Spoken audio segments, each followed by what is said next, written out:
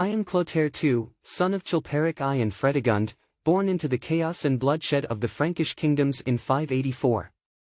My father was assassinated mere months before my birth, leaving me a vulnerable infant thrust into the deadly intrigues of Merovingian politics. My mother, Fredegund, fierce and cunning, became my fiercest protector and regent, ensuring my survival against all odds. The throne of Neustria was mine by birthright, yet it was a crown balanced precariously upon my infant head. In those early years, my rule existed in name only. The Frankish realm was fragmented, and my enemies were legion. Chief among them was my cousin Childebert II, ruler of Austrasia, and his ambitious grandmother Brunhilda. These were not the times for peaceful diplomacy but for survival and strategic alliances. My mother was my sword and shield, waging war and intrigue to secure my throne against the ceaseless schemes of Brunhilda, who sought to expand Austrasia's dominance over Neustria. When my mother passed in 597, the burden of rulership fell fully upon my shoulders. I was young, yet the weight of kingship was not unfamiliar. By then, I had learned the art of patience and strategy, observing the machinations of my elders.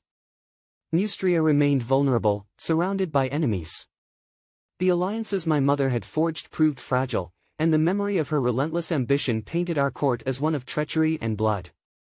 As I grew into adulthood, I began consolidating power in earnest.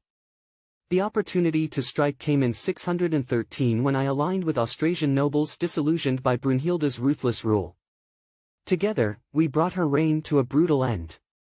Captured and executed in a manner befitting the intensity of her cruelty, Brunhilda's demise marked a turning point for the Frankish kingdoms. It was Clotaire II who unified the fractured realm, becoming the sole ruler of the Franks for the first time in decades. Unity, however, was not an end but a beginning. My kingdom was vast and diverse, its people weary from years of division and conflict. I understood that stability required more than military might. It demanded reform and reconciliation. In 614, I issued the Edict of Paris, a monumental document affirming the rights of nobles and clergy while curbing abuses of royal power.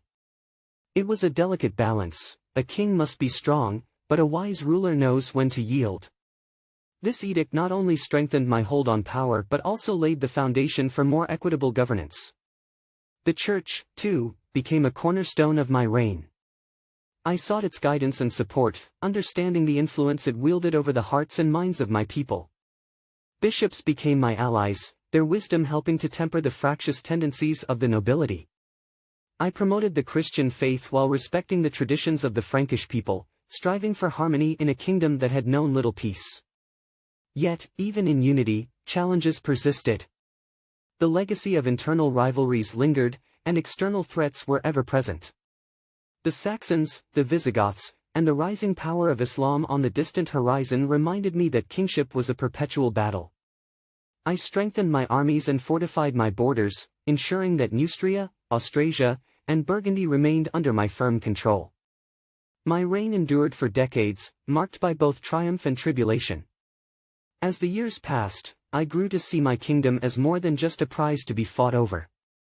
It was my responsibility, my legacy. I ruled with the understanding that a king is not merely a conqueror but a steward of his people's well-being. When I died in 629, my son Dagobert I inherited a united and stable Frankish realm, a testament to the trials and triumphs of my life.